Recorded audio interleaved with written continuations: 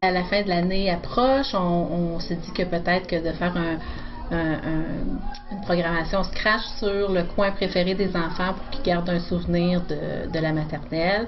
Donc, c'est ça. Donc, par équipe de 2, ils se choisissent un coin préféré. Ils disent pourquoi ils aiment ça jouer ensemble dans ce coin-là. Moi, j'aime ça jouer avec Dylan parce qu'il y a une copie et j'adore ça.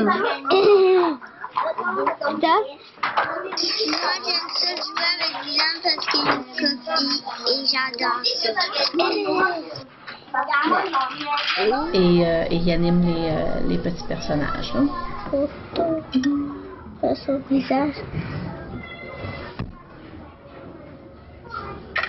Ok, à ton tour.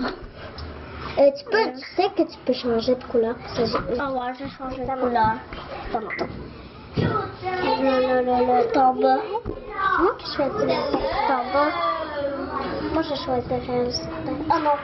Mon personnage qui n'a pas de visage. Je choisirais ok, moi je choisirais. C'est ma bonne. Oups. Oh non, oh viens là. Je suis capable. Travailler en équipe, c'est pas facile. Donc, déjà, les habiletés sociales du travail d'équipe. Ensuite de ça, de s'organiser, de faire leur séquence.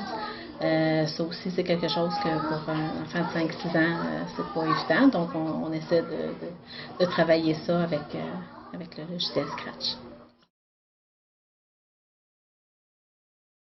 Ben, ça revient un peu à s'organiser dans le logiciel, d'apprendre à faire bouger eux-mêmes le personnage. Ça, c'est quelque chose qui est quand même pas magique pour un enfant, mais ça les intéresse, là, ça vient les chercher beaucoup. Ben moi d'habitude, moi ça fait quand même 3 ans à peu près que j'utilise Scratch. Je l'utilisais pas tant pour faire des projets spéciaux, je leur permettais plus de créer leur propre séquence et tout ça. Je mettais pas vraiment de limite, là, je leur présentais vraiment les déplacements, je leur présentais aussi grossir, rapetisser, disparaître aussi, ils mettaient aussi du son.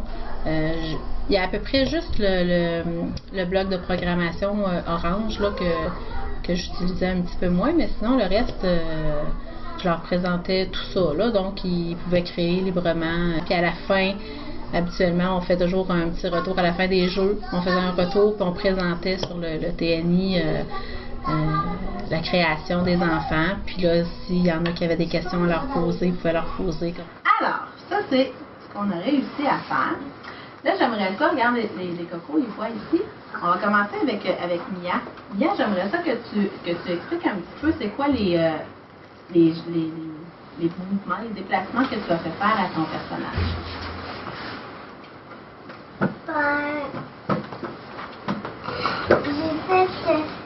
J'ai fait une touche. Je commence à faire mes enfants. Puis que on touche un peu. Ouais, c'est ça, notre personnage il était plutôt petit. Hein, c'est ça, il était mini. Donc tu l'as fait grossir un petit peu ensuite. Comment j'ai fait, c'est que j'ai enlevé tout cela, puis ensuite j'ai mis les petits dessus, plein de fois, puis ça. Donc, elle a fait grossir plusieurs fois pour qu'on le voit bien, le personnage. Puis après ça, tu as fait ta séquence. Ça permettait aussi d'intéresser les autres puis d'avoir envie d'aller faire un petit peu la même chose. Donc, de semaine en semaine, finalement, les projets étaient de plus en plus évolués et créatifs, je dirais.